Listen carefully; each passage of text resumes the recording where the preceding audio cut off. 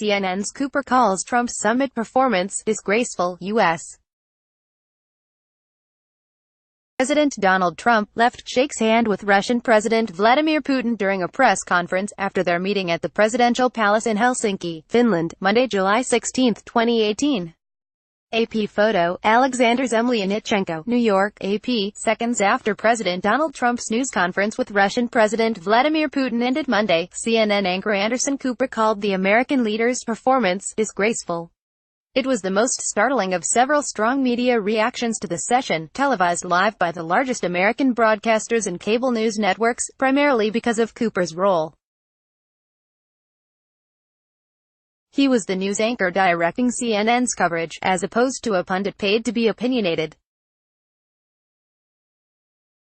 You have been watching perhaps one of the most disgraceful performances by an American president at a summit in front of a Russian leader, certainly that I've ever seen, he said.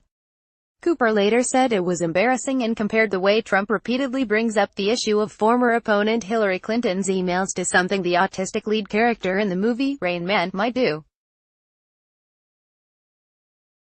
For the president, it's likely to add another to his list of grievances about a network he has denounced as fake news.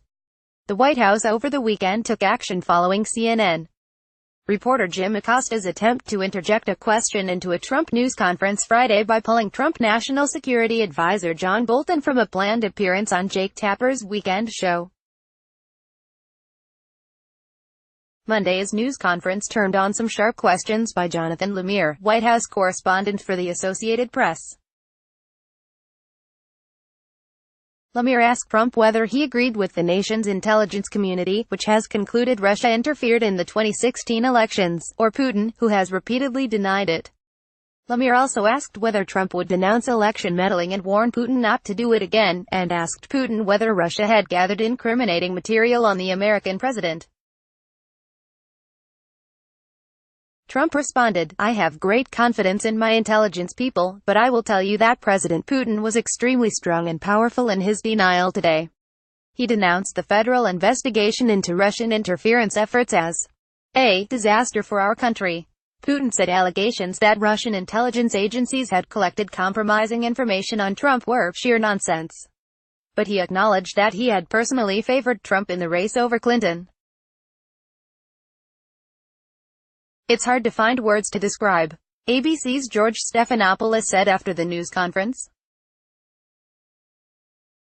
"All of you who are watching today will be able to tell your friends, family, your children, your grandchildren you are watching a moment of history. It may not be for the right reasons." Added NBC's Hallie Jackson, "I think a fair word would be extraordinary. I have covered this president since the moment he was sworn in and have never been at a press conference like this one." CBS, Margaret Brennan said she was messaging some U.S. officials during the speech who said they were turning off the television. "It's a punch in the gut," she said. There were mixed reactions on Fox News Channel, whose commentators usually represent Trump's biggest supporters. Fox will have a key role in the leader's attempt to spin the summit, since Trump is being interviewed by Sean Hannity on Monday night, and Putin has sat down with Chris Wallace on Monday. An interview with Trump by Tucker Carlson will air on Fox on Tuesday night. Shameful, disgraceful, treasonous, those are some of the descriptions of what President Trump did today in Helsinki, Fox's Shepard Smith said to open his news show. Wallace appeared with Smith to describe his own 35-minute interview with Putin. Wallace said he did what he suspected Trump did not do in the president's private meeting with Putin, show the Russian leader a copy of the indictments handed down last week against a dozen Russian intelligence officials for their actions in the 2016 presidential election. Putin didn't want to see it, Wallace said. He put it down on the table, he said. Summit Fox seized on tweeted criticism by former CIA Director John Brennan, who said Trump's performance was near treasonous. "That was extreme," said Fox's Ed Henry. Making note of some of the political reaction to the news conference, Fox News anchor Brett Baier said Trump probably caused himself a lot of problems with his answers.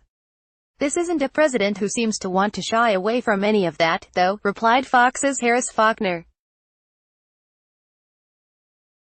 He's doing what he's doing. Fox Business Network's Neil Cavuto said he'll give Trump the benefit of the doubt that maybe he was suffering from jet lag or other problems related to the time difference in Helsinki. But holy moly, he said. Before the news conference, a contributor to The Nation magazine, Sam Husseini, was forcibly removed. It wasn't clear why, but he was holding a piece of paper that said, Nuclear Weapons Ban Treaty. Later Monday, The Nation's editor and publisher, Katrina vanden Heuvel, mentioned the incident in an email asking for a donation to support the magazine's journalism.